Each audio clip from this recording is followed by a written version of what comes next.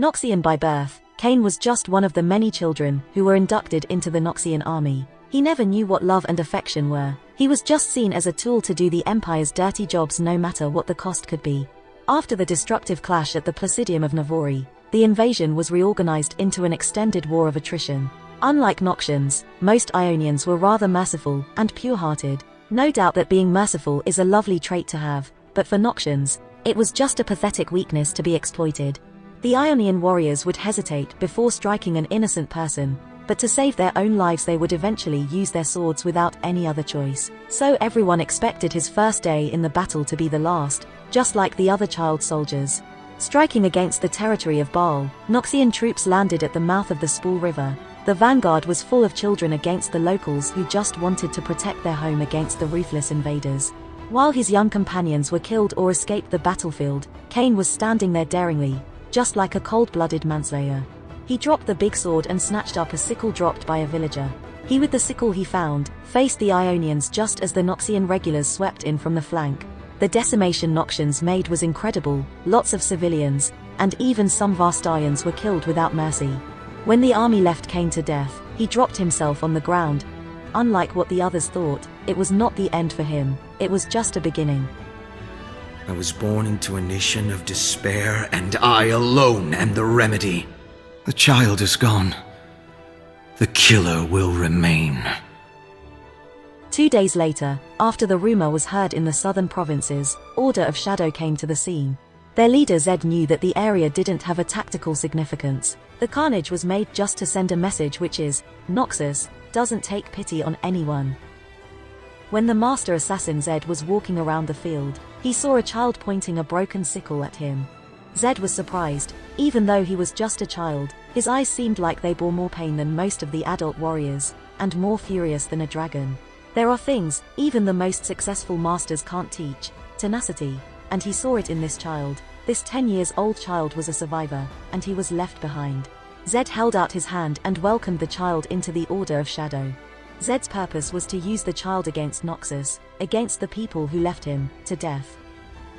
Traditionally, the rookies chose one weapon and used it for years to master it, but for Kayn, the weapons were just tools. He mastered them all in a short time, because he believed he was the weapon himself.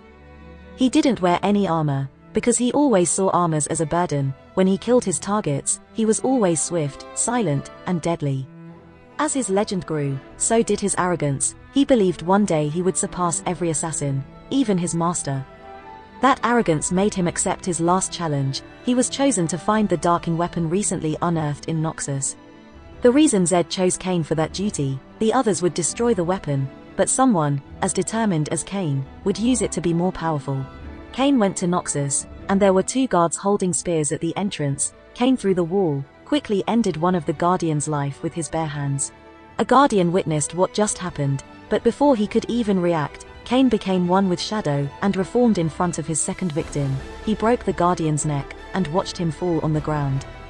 The last Guardian heard the bodies fall. 2 of his friends died in just 1 second, but instead of attacking Kayn, he took a defensive position and got petrified.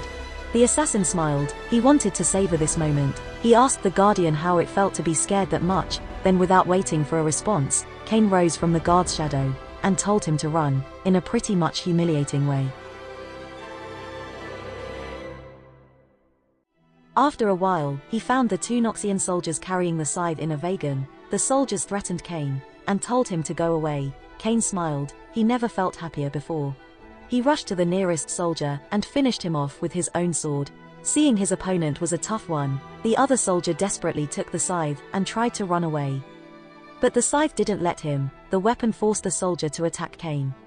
Calling on his shadow magic, Kayn dove into the writhing Noxian's dark and corrupted flesh, and burst out from what was left from the Noxian. Kayn reached down for the weapon, the moment he had been waiting for. As soon as he grabbed the scythe, it became one with his body, and asked Kayn if he would prove worthy. He held the scythe even tighter, and smiled in satisfaction. He was now sure that he would be the new leader of the Order of Shadow.